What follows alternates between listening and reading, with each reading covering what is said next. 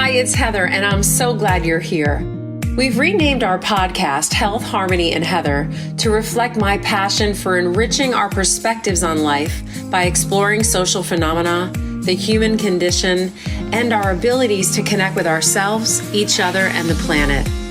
We'll talk about all forms of health, from the physical, mental, and spiritual, and we'll hear from experts that take us closer to living harmoniously. We will explore all things that lead us to our innermost truth, happiness, and freedom. Join me and take the ride. My next guest, Rachel Levine, is all about connection to ourselves, in nature, and with others. She's an herbalist, a human design guide, an intuitive mentor, a yoga therapist, and the founder of lifestyle brand Intuitively Wild. After years of navigating personal challenges in her own life, Rachel discovered the transformative power of ritual. Her philosophies center around a holistic approach to life balance, rooted in the belief that a strong connection to nature, to oneself, and to others, that threaded with personalized rituals, are the keys to unlocking a mentally healthy life. She believes that the journey of reconnecting to our truth is through living simply, slowly, and intentionally. It is very good to be connected. Welcome, Rachel. Thank you so much for having me, Heather. I'm really excited to be here. I'm very excited to have you here. I am working on learning to slow down, my friend. So am I. I mean, that's one reason I'm so passionate about it and passionate about talking about it, because like they say, we teach what we need to learn. Yes, isn't that the truth? Well, let's just dive right in now. Let's talk about how you started on this holistic journey personally. What was, the trigger for you to make a change? Because usually there's some sort of catalyst that says, I need to do something differently than what I'm doing right now. Tell me a bit about your journey. It's a layered journey, many different chapters to it. I would say I've always been interested in these types of topics and health and wellness, spirituality. It's always innately kind of been something in me. I first got really interested in it in high school, and it unfolded from there, but I went deeper because of my own journey with anxiety and mental health struggles. And that was kind of the catalyst to really not just being interested in wellness for the aesthetics and the, trends, but really understanding what it truly meant to be healthy and connected. So that was a core part of my path. That's an important thing to note, I think, for people that are listening, because I think often we're told that it's like one thing. If you work out and you're fit and you take care of your cardiovascular body, you're going to be healthy. But, and you're going to then assume maybe you're eating kind of okay if you can run that way and cardiovascularly you're healthy. How's your diet? Maybe not that important. But how's your relationships? How's your job? How's your career? What's your self-talk like? These types of things make us very unhealthy. So as a health coach, I would often share with people, it's not just the food on your plate. It's a very important piece of the plate, but holistically, as we're talking about, it's never just one thing. This is something I'm really, really passionate about, because to get even more open, I struggled with an eating disorder for a very large portion of my life. And on the surface, what I was doing looked perfect, looked so healthy. I was praised, I was encouraged, with how I was eating and my workout schedule and just how I was presenting. But truly, I was very unwell, and I was very isolated. I was very disconnected. And I was really struggling in so many different areas. And so it's so much more than what you are eating. It's so much more than how you are moving your body. And we can't truly be healthy if we are just fixated on those pillars. Yes, or one or two things or surface things, you know what I mean? Yeah, 100%. Or you're super happy at home, but McDonald's is your go-to lunch spot. It just nothing's you got to have balance. But here's the thing, life is an out of balance kind of thing, right? Like it's never harmony. That's why I think we have, they call it ebbs and flows, and we have highs and lows, and joy and sadness, right? That is part of the human condition, but balancing it and using tools that we have in our tool chest to do it, like that's what we're going to get into. But I want to digress for a second because I think it's a very important point. You were unwell, you mentioned. How did you pull yourself up out of that darkness, which you were hiding yourself from? You were in this darkness by yourself because you were presenting to the world like, I'm doing just fine, but really you weren't. So just for people listening, how did you get up? How'd you, wipe off your knees, or how'd you reach a hand for help? What was that process? Yeah, it took a lot. For a while, I tried to do it all by myself. When I started to realize I wasn't doing so great, I tried to find the tools to do everything myself. But that wasn't sustainable either. And so I really had to reach out for help. I had to start talking about it. I had to tell people what I was going through. And that just started with my best friend and my mom. And then eventually I had to reach out to a treatment center and really push myself to get the kind of support I needed around me. And that's one reason why I am so passionate about community and connection with others. Well, there's an old adage, and it says something like this. It goes something like this: the truth will set you free. And Yes. so your truth, by being honest with yourself and then with loved one, even just one loved one first, or a best friend, that truth began to set you free on this incredible journey that you are now on, where you have spread your own wings and now are large enough and full enough to now wrap them and envelop other people that are looking for that hand. Let's talk a little bit about some of the other discoveries on this journey. I know yoga and meditation are very important to you, as is herbalism. So, and that they create a nice trifecta for me as a wellness person. And I would love to talk a bit about yoga, meditation, and herbalism as tools in your tool belt, and what you practice at your center and what you teach clients. Talk about those three modalities, if you will, in whichever order you choose. Yeah, so yoga was my first love.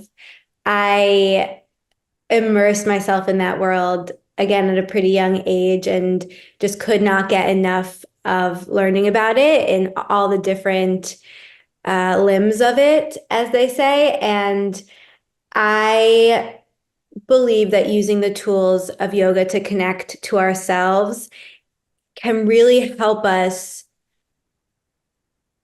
have that relationship with ourselves that allows us to know who we are and understand what we need. It's interesting what you were saying before about balance and how it's really impossible to be truly balanced all the time and to have every aspect of our life figured out. But I think using a tool such as yoga can allow us to know what our balance is in this present moment and what we need our life to look at right now in order to be truly healthy, even if something is on the surface unbalanced, but we know that that's what our balance is right now, if that makes sense.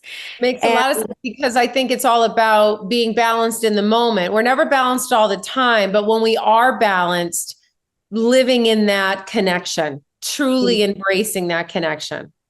exactly, exactly.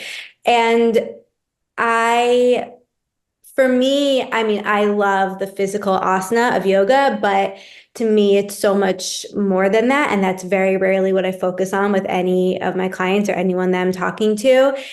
I believe yoga is a deep self-inquiry into our hearts and into our true desires and into who we truly are. And meditation goes hand in hand with that. Yes, it I think our whole society needs more time in silence and stillness and simplicity, and meditation can bring that to us. Absolutely. I like what you said about in yoga, it gives you the reflection, the ability, the space, the permission to be at one in the moment, for the moment, connected. And then when you have that connection and you leave your studio or you leave your class or you leave your moment at home, you're meant to take that with you, right? You're hoping to take that with you. And when you talk about yoga, we have to talk about a yogi on the whole as we talk about meditation, because a yogi or yoga and meditation, correct me if I'm wrong, but that was a pathway into a bodhisattva, into becoming a guru or an enlightened being.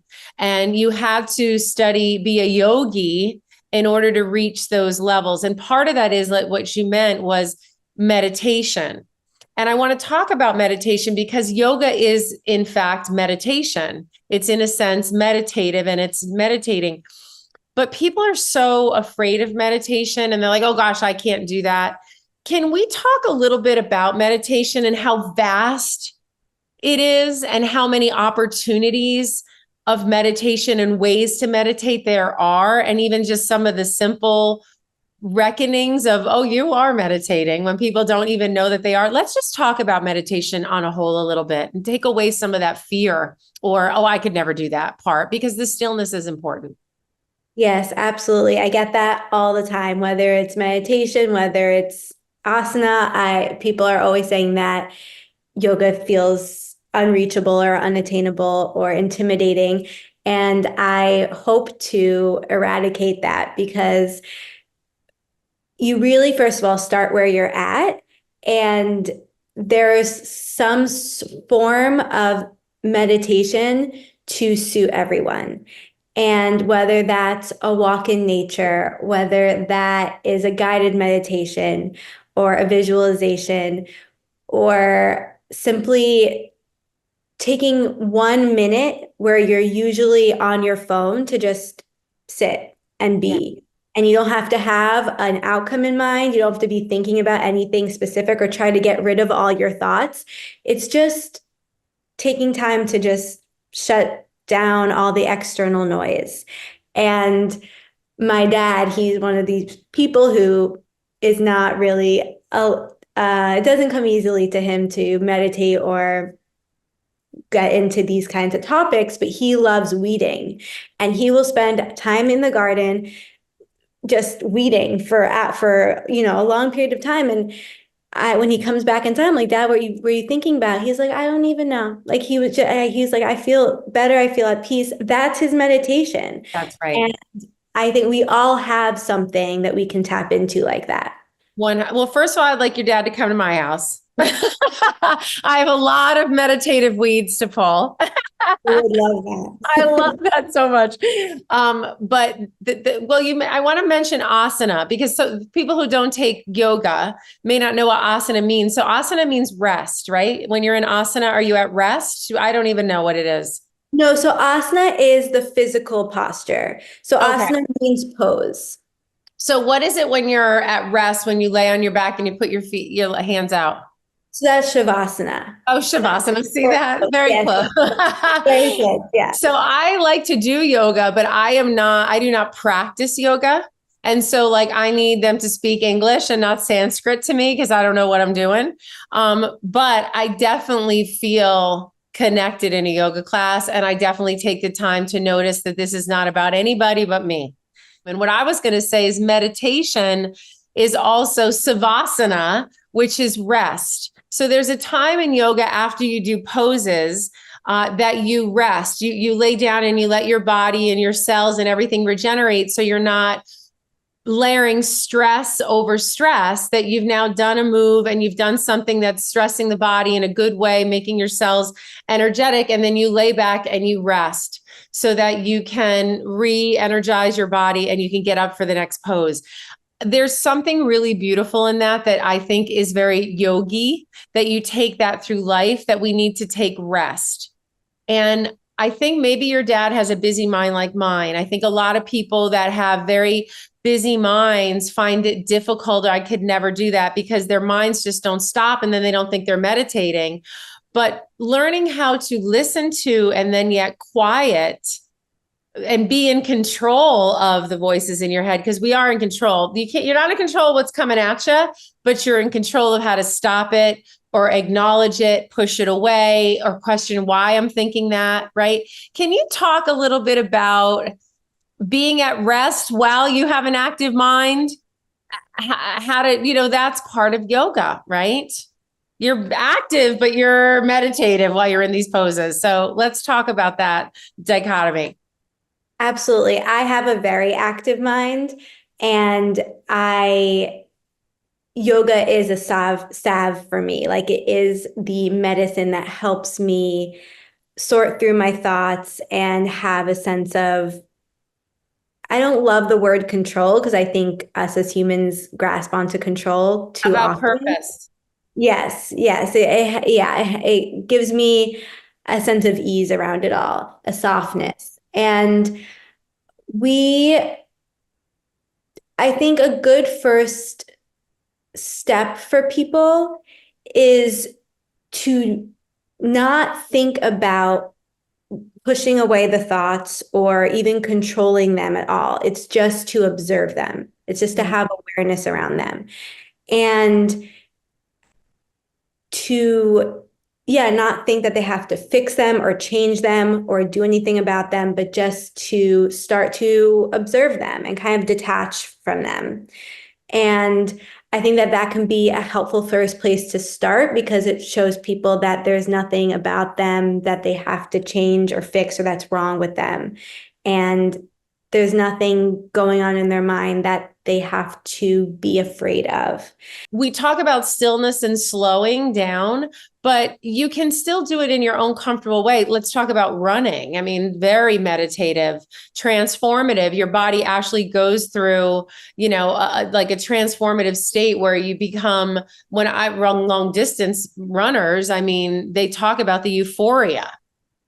So I just want to, anybody out there, like, you can find time after a very active game of basketball to lay down on the court and watch the clouds go by over your head.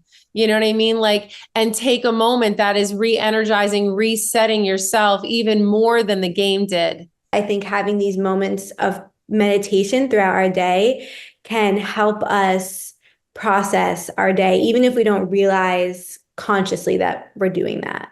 100%, because we're all built differently, right? So, like, there are people out there that are very quick and busy and very happy that way, and like, oh no, I don't ever need to slow down, and that's fine. But what's interesting to me is there's this old Chinese proverb that when I was reading about you and your brand comes to mind, and it goes like this: the mind is like water.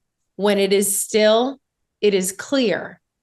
And now more than ever, in a life and time and space where we have so much coming at us and so much advancement in technology and so many things that we're worried about as parents of our children, or whatever it may be, I think it's a time that everybody needs to understand that pause is crucial for all of us.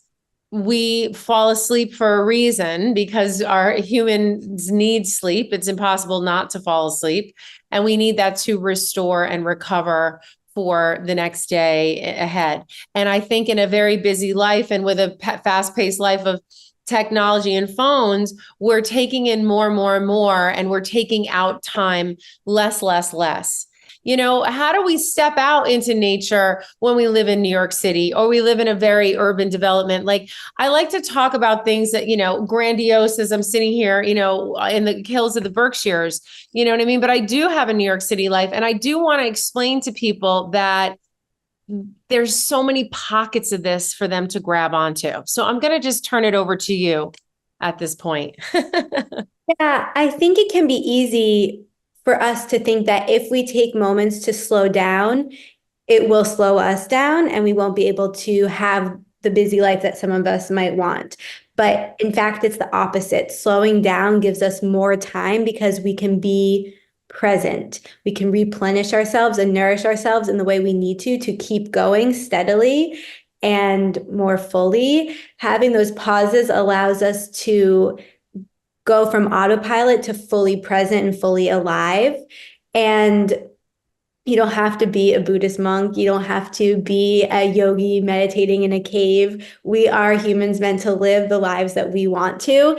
And these moments of pause can fit into our lives. And that's, I think it's so important to know ourselves, know what works for us and our schedule and our life, and then find the rituals to accommodate that. And so even if you live in New York City, I mean, there are parks everywhere. You can walk to a park for your lunch break. You can decide to. Being outside in New York City in the streets with the people is nature to me. That is the nature of New York City. So even getting out of your desk or wherever you are, it doesn't have to, yes, trees and chlorophyll and grass in your toes, those things are important, but it's not something you need to have like every single day. You can meditate and think about the grass and the water and bring yourself there. It's just never out of reach. Yeah, you can open a window and just like breathe in the fresh air while with your eyes closed. Like that is nature. That is embracing what's around you, and that's perfect. I'm so glad we talked about that because you literally see nature as a tool for alignment and a tool to connect with oneself so deeply that you can find intuition is something I read that you wrote. Talk about that a little bit. And how can we all begin to do that in our daily lives? Yeah, well, again, there are ways big and small. That's one thing that herbalism has really helped me do. Finding my love for herbalism helped reconnect me to nature and deepened that connection to my intuition and different ways that I can tune into the energy around me. And I believe that plants hold a lot of magic for us and medicine for us, whether that's in a tea or a tincture or a body oil, or again, whether you're just touching a tree, breathing in the fresh air. Nature, there's something magic in it. Like nature is the fact that we are here on earth with these trees that just grow and these flowers that bloom in all these different ways. There's so much to be learned from just observing nature and just being in nature and soaking in that energy. We all are one. We are all connected on this planet and we cannot live without each other. We all need each other. We need the trees as much as the trees need us. And so that connection is just a reminder that I off of what you said that I like to share with people because we forget that. While we're observing, we're absorbing because we are one and quite frankly, right back at the flower, the plant, the tree, whatever it may be. But let's talk about that because herbalism, that's another part of a piece of you that we want to talk about. We talked a little bit about yoga and meditation, and now it's a perfect segue to herbalism because like water, I always say water is such a special, amazing element that it needs to be looked at. It needs to be submersed into, and it needs to be taken in, drank, right? That's what about water. I feel the same way about plants. And I think about it always in terms of nutrition. We need to be around them. We need to be eating them. We need to be submersed in them in the forest.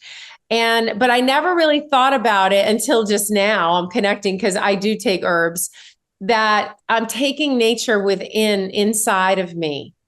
So I'm taking that power of those phytonutrients and we're going to get into a little bit more. What is herbalism?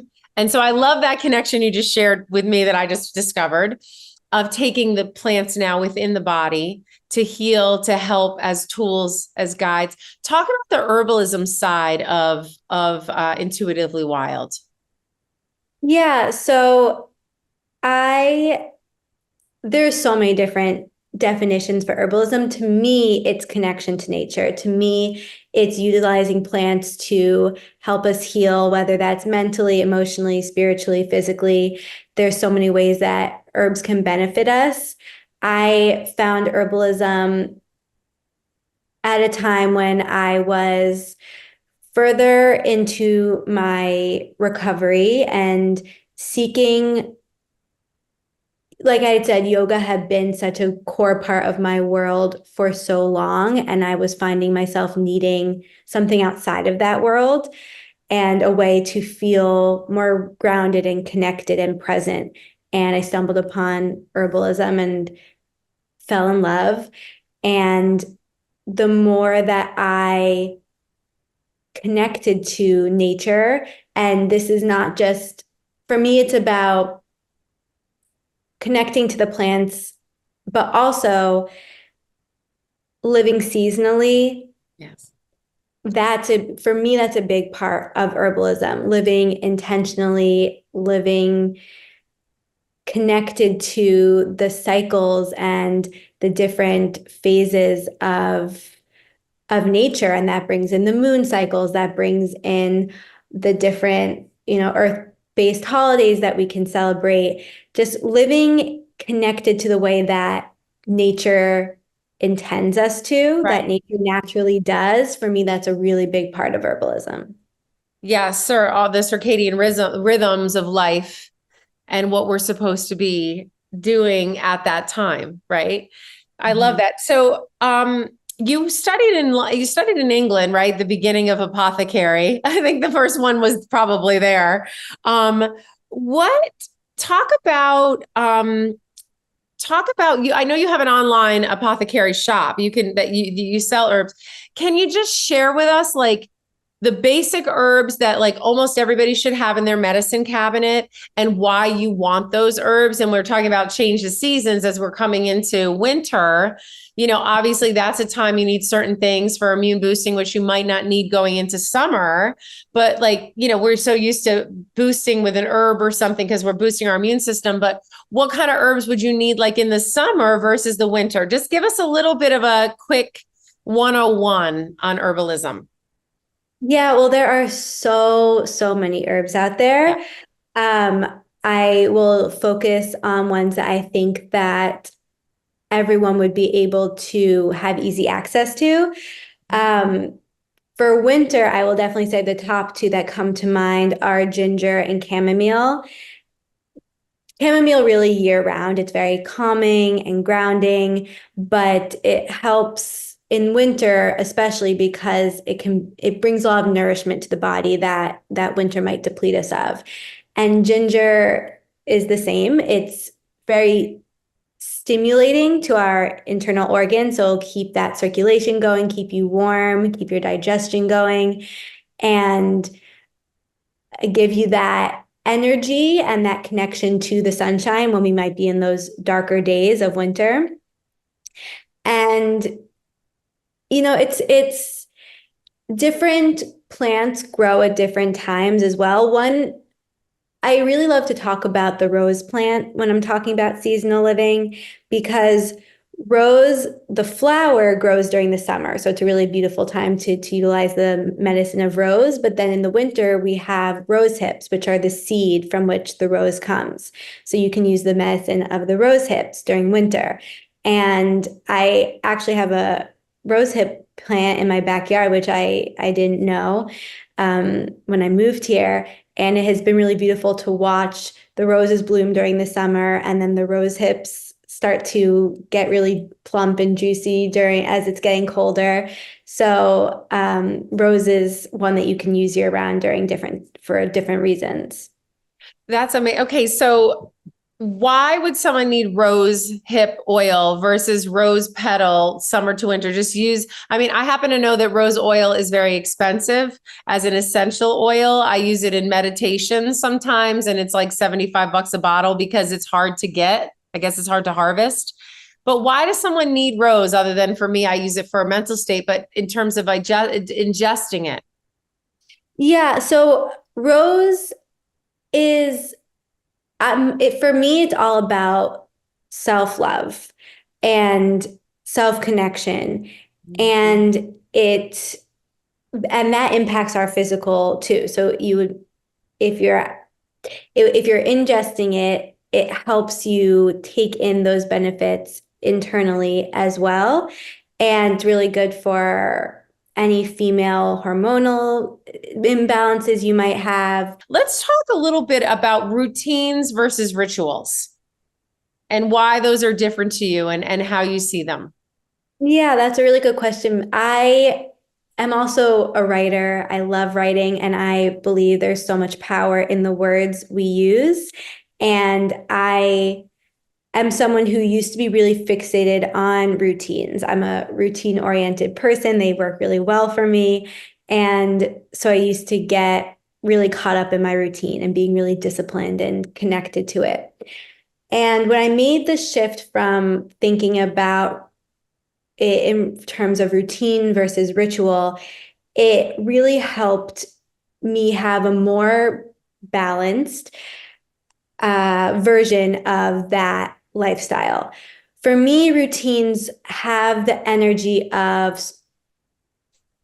strict, rigid, forced, what is or isn't correct or right or wrong. It's more, there's more of a hard energy around it. And rituals for me are really about finding what is authentic and aligned and true for us in that moment and finding ways to support ourselves. Ritual is about living intentionally and living Yes. presently Right.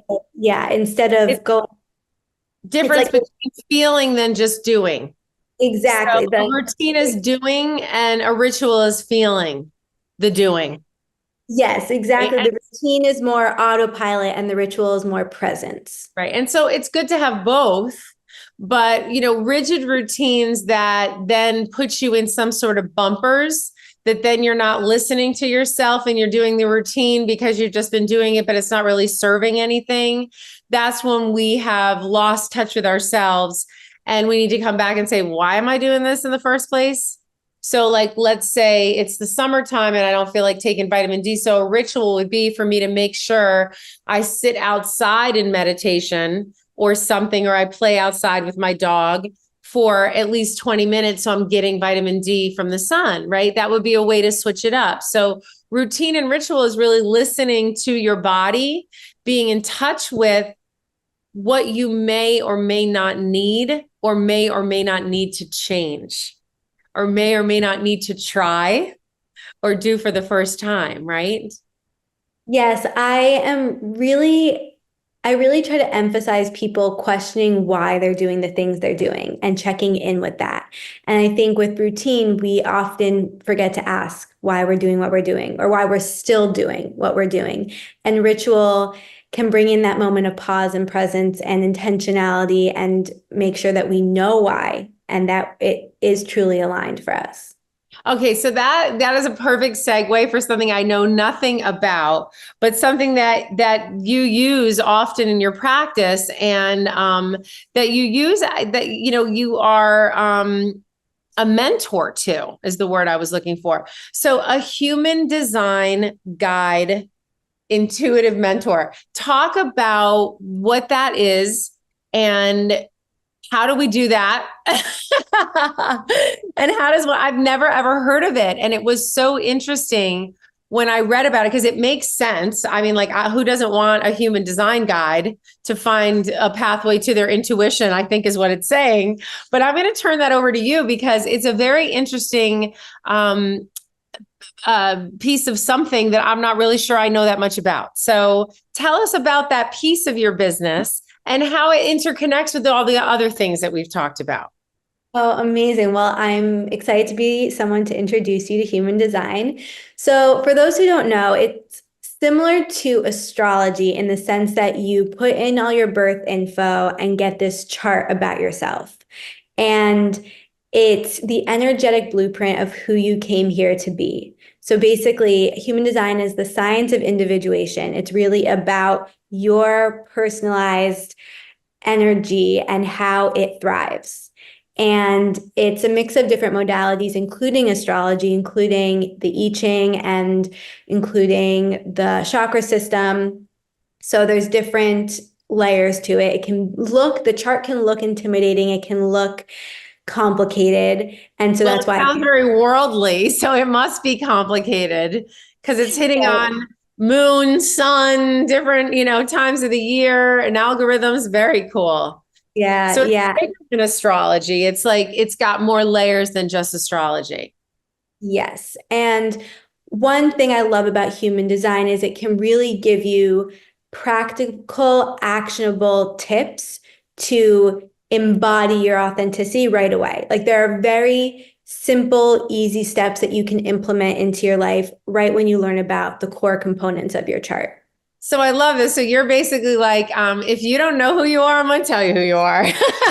And maybe a lot of things will make sense. And maybe you'll stop fighting certain things. And maybe you'll want to challenge a few things and say, I don't want to be like that. But I think that that's very cool. I love that. I mean, I'm a very spiritual person. So I believe I'm connected to a flower. So I believe I'm certainly connected to the universe. And this is cool. So I gave you my birthday and this is the first time I always thought I was born at like 10 o'clock in the morning. I was born at 12:37 or 12:38 in the afternoon, which I never knew. So this is the first time I've ever given anybody my full birth date time of birth. I actually had to go find it. I didn't know what it was. Oh, wow, that's so A lot of exciting. firsts here, Rach. Amazing. I'm honored. Um, so do you want me to share a little bit about your chart? Well, yeah, like let's just use me as your guinea pig. And I mean, people who are listening know me well enough a little bit to know my personality, I feel like. So I think it would be fun, for me to lay out there and learn a little bit about myself. Yes. So, like I said, lots of details, lots of layers and nuance, but there are certain core components that I always start with. So, to begin, there's 5 different energy types, which is kind of like saying what your sun is in astrology. And you're a generator. So, generators are all they're about you are here to do what brings you joy. And when you are lit up by something, you can go and go and go and keep doing it. And that energy then spills out into the rest of the world and fuels the rest of the world. But when you're not following your joy, you might still have the energy, but you're going to end up burnt out and depleted and frustrated. And you are using your energy in alignment when you end your day feeling really satisfied and feeling like drained in a really satisfying way. Like you used up your energy in a way that brought you peace. And generators are here to listen to those gut responses. When you know something's right for you, when you have this gut yes reaction in your body, or you'll have this gut no response to something, and that's how you know it's not aligned for you. And generators Yeah, are here. I mean, this is very cool. Yes, indeed. I mean, check, check, check. You're ringing the bells for me. At 54 years old, I've hopefully done some self-reflection. Yes, I do feel pretty depleted when I feel like I'm on a treadmill. I Mhm. like running through the woods, not on a treadmill. Yeah, same. Yeah, and it can be easy for generators to think that they're supposed to use their energy for what others expect them to do or what they think they should do, but it's so important that generators follow that joy, follow that excitement, follow that gut response to something. And then another part of the design is your profile, which is kind of like your personality or your archetype. So everyone will have 2 numbers in their profile, 1 through a 6, and you are a 4-6. So the 4 in your profile means that it means a lot of things, but some bullet points. You are here to have community. Your community is so important to you. That saying that the quality of your relationships is the quality of your life, that's very true for you. And it's important for you to be discerning to who you let into your life. And if you really like people and resonate with people, then that's a yes. And if you don't, then it's fine. They're not meant to be in your life, and you should honor that. And you might find that a lot of your connections come from your network or mutual friends. I don't know if you've ever had a pattern of whether a relationship or a job or an opportunity came from someone that you already know. Has that ever Yeah, happened to you? all of them. Yes, that's very four. So that's the four line. And the six is really interesting because the six kind of moves through three different phases in their life. So from when you're born until you're about 30, you're in this phase of experimenting. And it's all about trying things and falling down and making mistakes and learning and experimenting.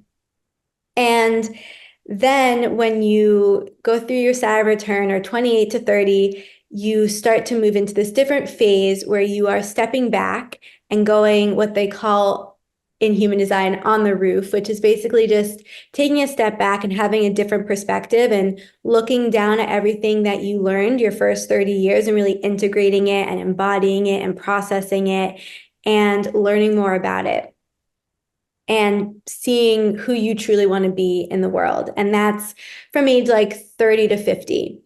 And then as you start to get older, you start to come down off the roof and go back out into the world and share this knowledge from a really grounded perspective. And the goal of the six is to become this role model to just by existing. The six is just here to exude this energy of all they've learned, and the world looks up to that. The world sees all that you know, all the experiences you've gone through and the wisdom that you've gained and is drawn to that.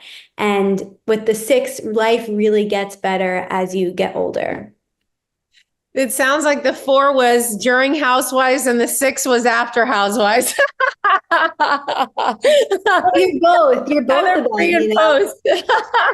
Heather pre and post reality TV.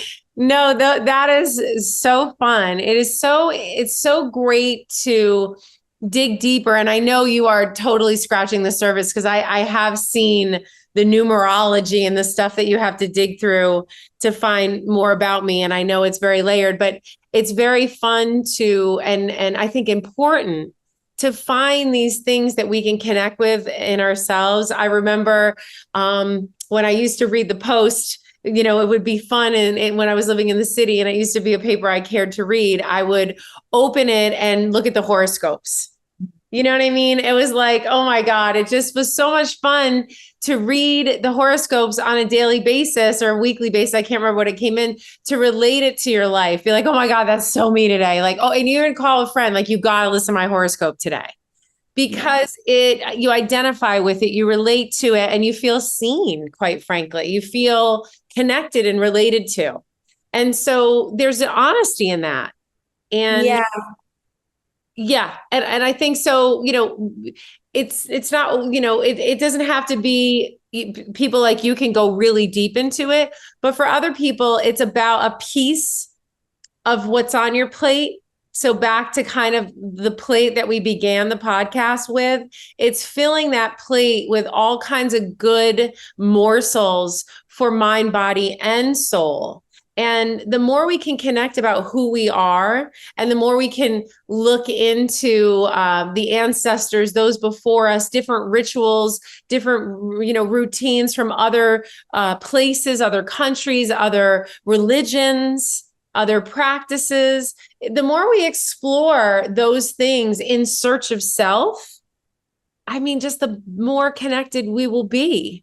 So I thank you so much for your time with me today, sharing some pieces about me and sharing some things about yourself. And I mean, we can talk about herbs a lot, and, you know, we just kind of scratched the surface on that, but just tell people where they can find Intuitively Wild, where they can find your